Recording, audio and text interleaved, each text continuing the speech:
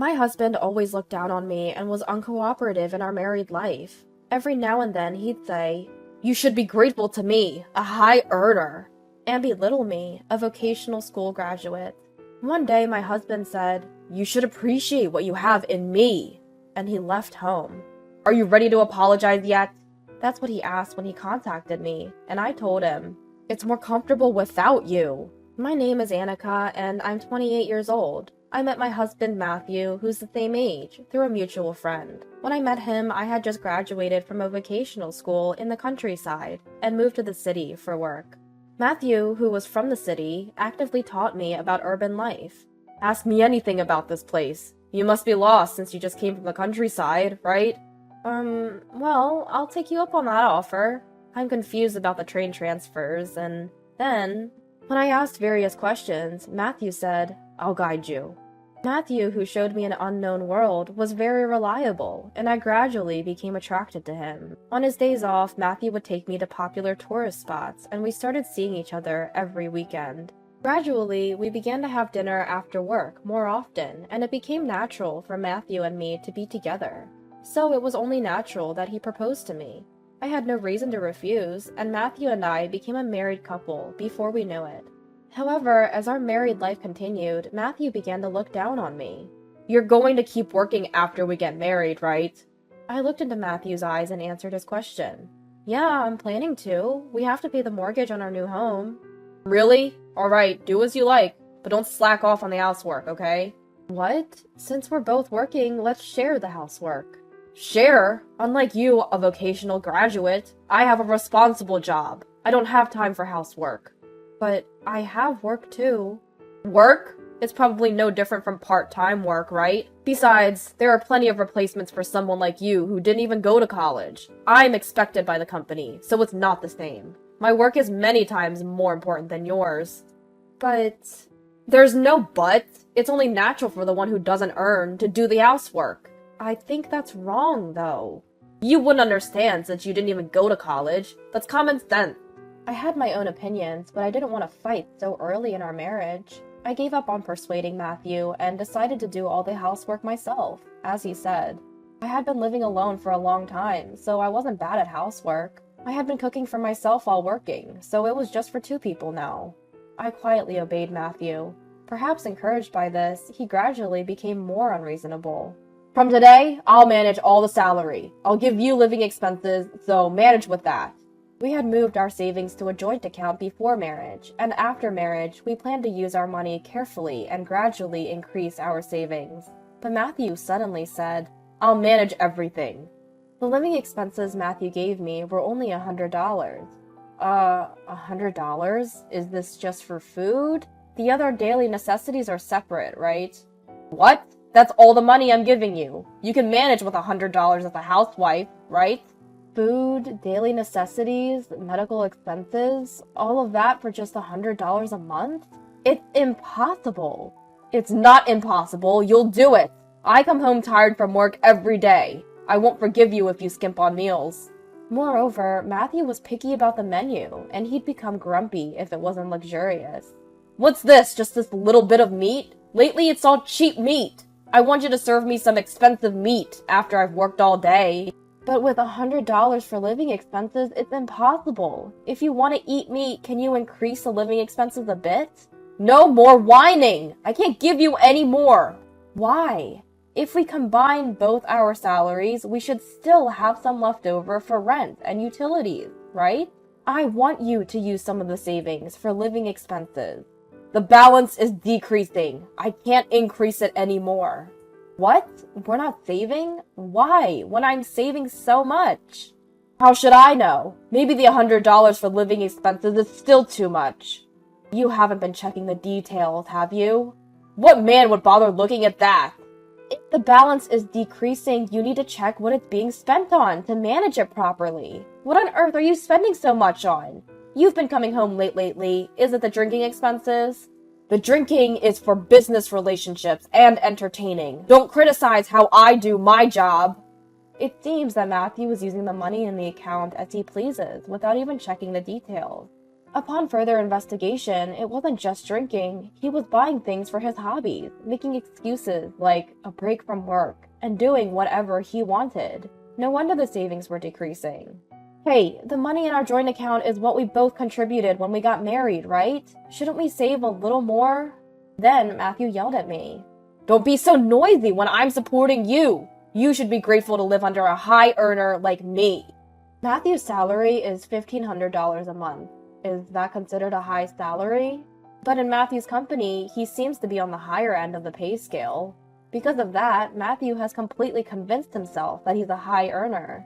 Listen, I'm expected at the company, so I'm juggling many jobs. I have many clients, so the number of entertaining events increases. That's why the drinking parties increase. It can't be helped. There are many people in the company who are laid off and quit due to restructuring. Don't you understand my competence being needed by the company all this time?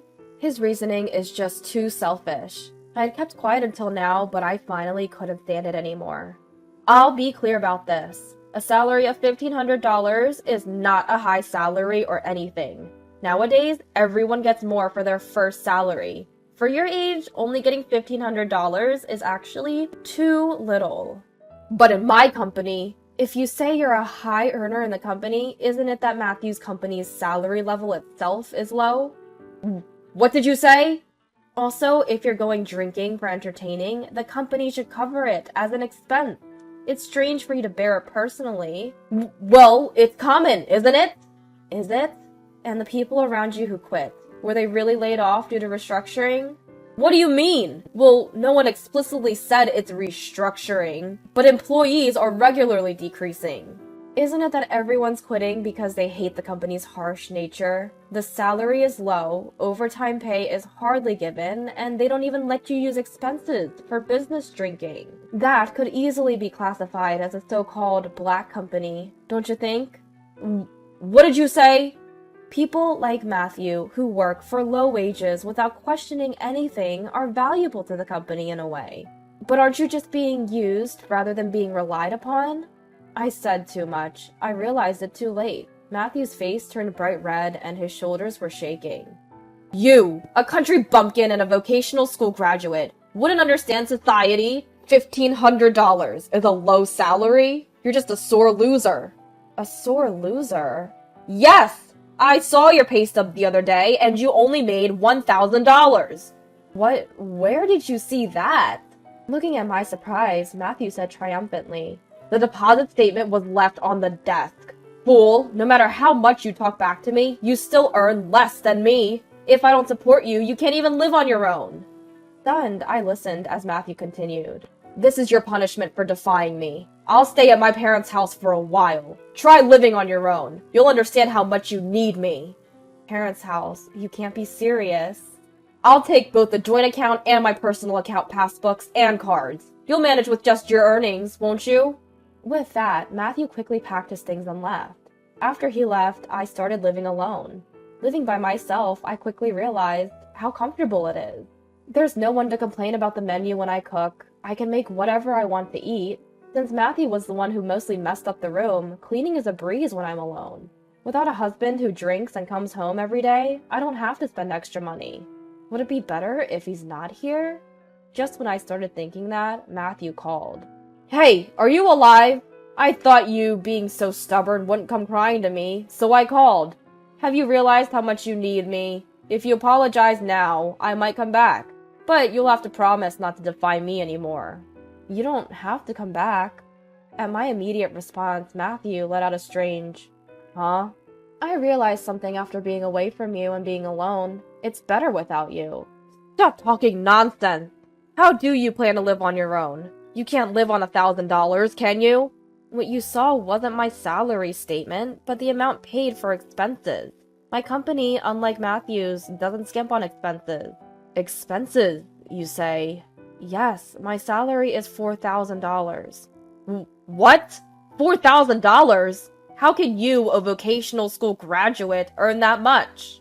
I practiced a lot of practical work at vocational school to become immediately employable, and the company allowed me to obtain many useful certifications.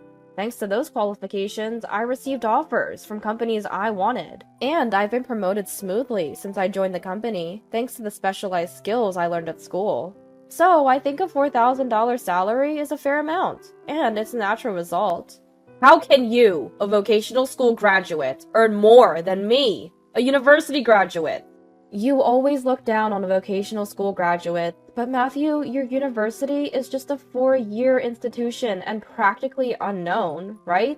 A person who brags about being from a third-rate university just because it's a 4-year institution probably wouldn't be hired by a decent company. Maybe a company with harsh working conditions like yours would find you easy to handle. After all I've done to support you, how can you say that? You don't understand anything. Your salary alone couldn't possibly maintain this lifestyle.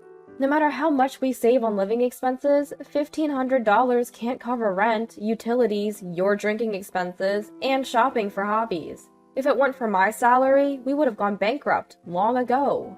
You never said a word about this before.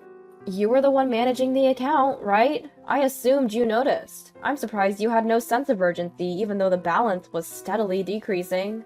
I didn't have time to look at that all the time. Both our salaries are our money. Yes, that's true. I didn't care who earned more, as long as our savings were growing. I had no resistance to using my salary for our future. But it seems that my salary was not going into savings, but was all spent on your drinking parties and shopping for hobbies. Well, I've had enough of that. I realized I don't need you anymore, so you don't have to come back here. Wait, are you breaking up with me? Well, yes. If my salary is gone, it's you who won't be able to live, right? Then Matthew suddenly became frantic. Wait, don't leave me! What a quick change from his earlier arrogance about supporting me. I threw his words back at him. Well, if you apologize now, I might forgive you, but you'll have to promise not to defy me anymore. I understand. I promise. Really? Yes! I'll even increase the living expenses I give you a little. At his desperate plea, I burst into laughter. Give me living expenses? What are you talking about? From now on, you'll be doing the housework, so I don't need living expenses. I'm doing housework? Yes, you said it yourself. It's natural for the one who earns less to do the housework. Between your $1,500 and my $4,000, you, a university graduate, can easily figure out who earns less, right? From now on, I'll give you living expenses, and you'll do the housework. I'll manage the total money. But housework is a woman's job, right? Oh, are you defying me? Planning to break the promise already? I'm ready to divorce anytime, you know. Wait, I understand. And so he agreed to take on all the housework, just as I said. After that, I continued to make requests to Matthew. Matthew, no more overtime from now on. Wait a minute, I can't finish my work without overtime. There's no need to do unpaid overtime. If you do overtime, make sure the company pays you for it. Alright. Also, I won't pay for your entertainment expenses. What? The only money I have to spend freely is the living expenses I get at the beginning of the month. How am I supposed to go out drinking with that? You should be able to get entertainment expenses from the company. Talk to them about that too. If you go out for drinks for other reasons, I'll give you additional social expenses.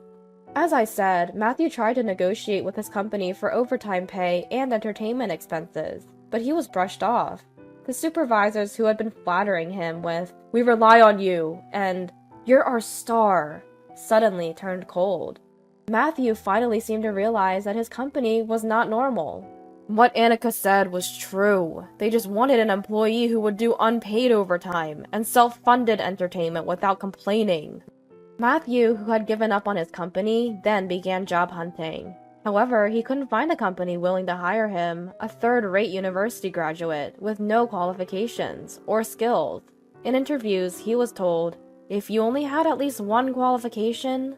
Matthew, who had failed miserably in his job search, said to me admiringly, "The qualifications you have are actually amazing. I've always looked down on you for being a vocational school graduate, but you are far more incredible than me.